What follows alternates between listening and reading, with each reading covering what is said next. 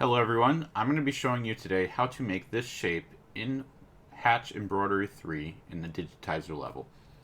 So the special thing about this object is that it is a circle with a hole cut into it. Now there's not necessarily a shape for that in here or a tool for that. You need to use multiple tools. So when I first started out, this was a little more complicated than I actually understood, and I'm hoping that by the end of this video you'll understand how to make any shape you want with holes cut in it. So again, there's going to be multiple ways to do this. You could do the actual shape you want and use the hole tool, but I'm going to show you the easiest way to make something like an oval, an egg, or a circle, or something similar to that.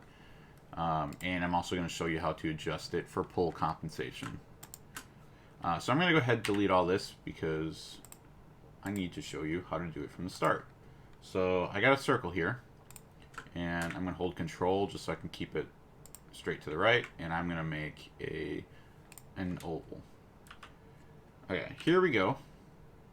So I got it selected, and what we're going to do is we're going to duplicate it. So I'm going to right click, hit duplicate, and I'm going to change the color of the first one actually to red. So now we have red with a blue object on top.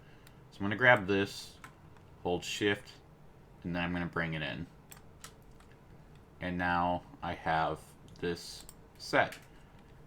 So what you're going to do to actually punch the hole into it is select the shape that you have, that you want the hole to be, and go to Edit Objects, and then do Remove Overlays. You'll immediately see that the red shape now has a hole in it in your sequence viewer. And if I delete the blue, you can see that I have this here. So now if you're wondering how did I get the black satin borders on it, well, that's actually really simple. It's just a couple of clicks. So we're going to right click the red, and we're going to do duplicate.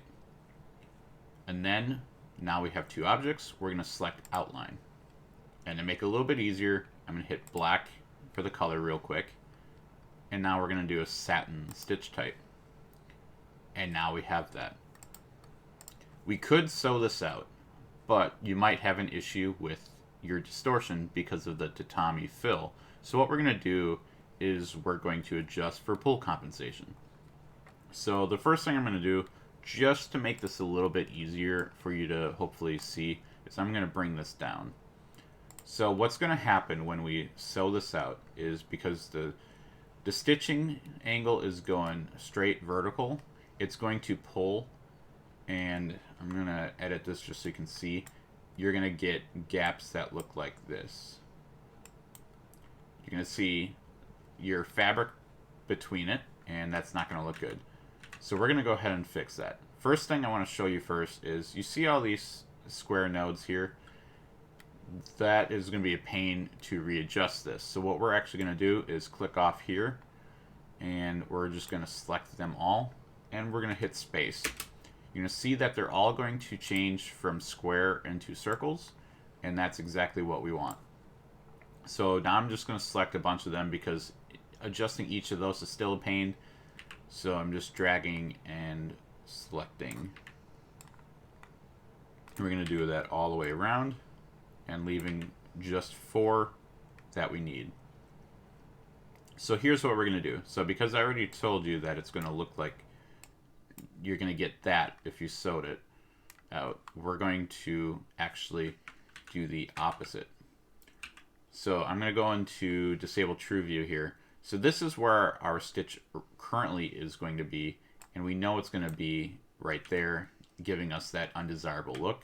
So what we're actually going to do is we're just going to pull it back, so that way when it stitches, it might land right there, and that's still going to be covered.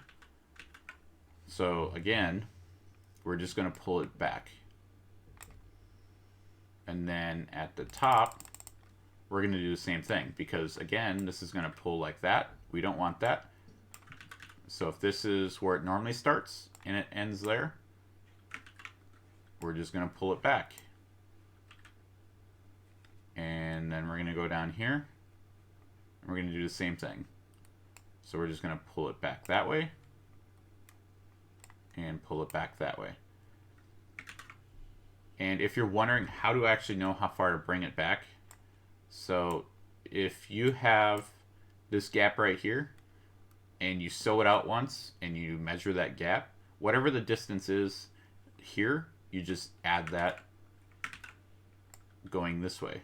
So if it was 1 millimeter of gap, I'll just bring this down 1 millimeter, and then I won't have that problem. And we have videos outlining exactly how to defeat your pull comp and distortion and stuff like that, so I'm not going to get too in depth with it, but that's the basic rundown for this design. And then last thing I'm going to do is bring this back up to the top,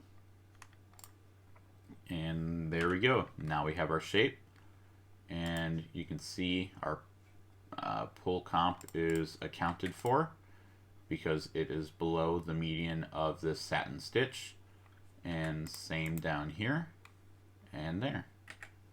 And that's all it takes to make a shape like this. And just to prove that you can do this with any type of shape, we're going to go ahead and just do this real quick.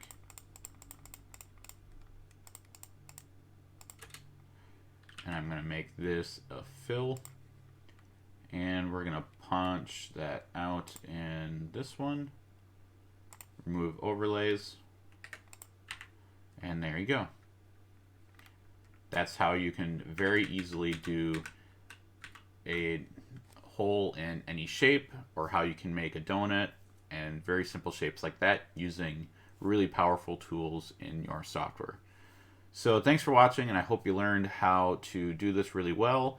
If you'd like to interact with us on our social media or chat with us, go down to the video description and we'll have all our links there, and we're looking forward to seeing you around.